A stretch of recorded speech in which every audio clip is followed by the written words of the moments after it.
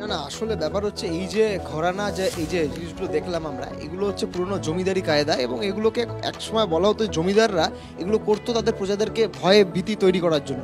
এবং আমরা নিশ্চিতভাবে চাইবো না যে 21 শতকে দাঁড়িয়ে এই পরিস্থিতি আসুক যে এই পুরনো জিনিসপত্রগুলো চলুক। এবং সব থেকে বড় কথা আজকে খেলার মাঠে বা যে কোনো ধরনের টুর্নামেন্টের শুরুতে আমরা দেখেছি পায়রা ওড়াতে, আমরা দেখেছি ফুল ছড়াতে, আমরা দেখেছি বেলুন ওড়াতে, কিন্তু আমরা এখন দেখছি যে মানে মনে হচ্ছে সমাজটা বোধহয় পিছিয়ে যাচ্ছে।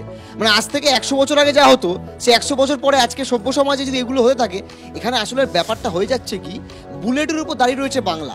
এই যে খেলার মাঠগুলো যৌবন, আজকে যৌবনের কাছে খেলার সরঞ্জামের থেকে হয়তো বেশি অস্ত্রশস্ত্র বা বুলেট বন্দুক গুলি গলা এগুলো বেশি বেড়ে যাচ্ছে। এ তো কদিন আগেই তো মালদায় আমরা দেখেছি শাসক দলের নেতার হাতে খুন হচ্ছে। আসলে এই যে পুরো যে পরিস্থিতিটা হচ্ছে ইটস আ মানে breakdown of law and order. এবং যাকে তাকে যখন তখন লাইসেন্স দিয়ে দেওয়া, এই লাইসেন্স বন্দুক দিয়ে সে কী করছে, মানে এখন বন্দুক দিয়ে এবার তো কালকে যদি কারো জন্মদিন হয়, কালকে যদি অন্নপ্রাশন হয়, বিয়ে হয়, যা অন্য রাজ্যে দেখতাম অন্য উত্তর ভারতের দিকে, সেই পরিস্থিতি পশ্চিমবঙ্গে চলে আসবে। এবং এই জন্য মালদা জেলা যেহেতু একটা বর্ডার স্টেট, মানে একটা যেহেতু কেন বর্ডার বলছি যে বিহার খুব লাগোয়া কাছাকাছি জায়গা, সহজে ওখানে এসব ধরনের কার্যকলাপ করে পালিয়ে যায়, যার নজির আমরা দেখেছি। তাই সে জায়গা থেকে প্রশাসনকে তৎপর হতে হবে। এবং শাসক দলের নেতারা এমনভাবে কথা বলছে তো মনে হচ্ছে তাদের বোধহয় কোনো ধরনের একটা মদত রয়েছে, কিছু লেনদেন রয়েছে।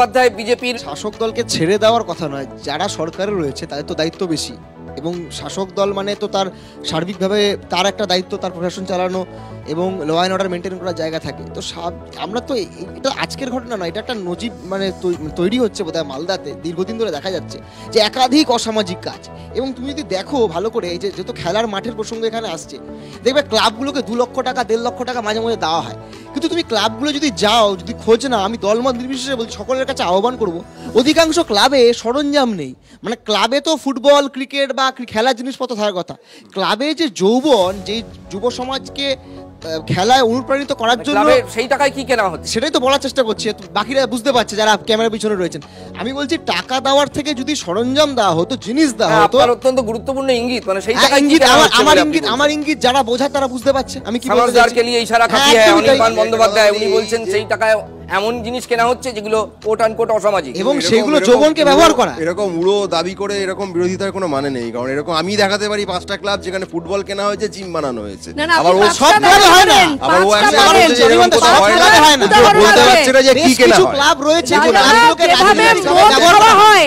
কত বড় থ্রেট থাকতে পারে বলে তারা 4-4টে নিয়েছে। আমার তো এটাই বলা, এবং তারা অত্যন্ত পরিচিত পরস্পরের, যেটা বোঝা যাচ্ছে। নিশ্চিতভাবে যাকে তাকে তো আমি বা আপনি তো নিশ্চিতভাবে হঠাৎ করে আবেদন করলেই বন্দুক পেয়ে যাবো না। বা যারা এই শোটা দেখছে তারাও যদি মনে করে লাইফ থ্রেট ফিল করে, তারা বললেই পেয়ে যাবে এমনটা না। নিশ্চিতভাবে তারা প্রভাবশালী। আমি তো তাই বলছি, এখানে কি থ্রেট অ্যানালিসিসে কোনো গন্ডগোল হয়ে থাকতে পারে? আমার তো তাই মনে হচ্ছে যে বোধহয় জিনিসটা মানে যাকে তাকে দেওয়ার মতো হয়ে যাচ্ছে। কিছু প্রভাব থাকলে সামাজিকভাবে যারা একটু মানে প্রতিপত্তি আছে তারা হয়তো পেয়ে গেছে বলে মনে হচ্ছে কিছু ক্ষেত্রে। আমার যেটা অন্য পয়েন্ট বলা, যেটা আমি বলছিলাম বারবার, ডিবেটটা অন্য জায়গায় ঘুরে যাচ্ছে। আমি কিন্তু বারবার বলছি যে এই পয়েন্টগুলো উঠে আসছে, কে মদ খাচ্ছে বা অন্য কিছু করছে, এগুলো কেন উঠে আসছে তার কারণ হচ্ছে, দেখুন খেলার সরঞ্জাম তো থাকার কথা ক্লাবে তো টাকা দেওয়ার কথা নয়, ক্লাবে জিনিসপত্র দেওয়ার কথা। আপনার যদি জিম দরকার হয় জিম সরকার করে দেবে, আপনার যদি ফুটবল দরকার হয় ফুটবল সরকার করে দেবে।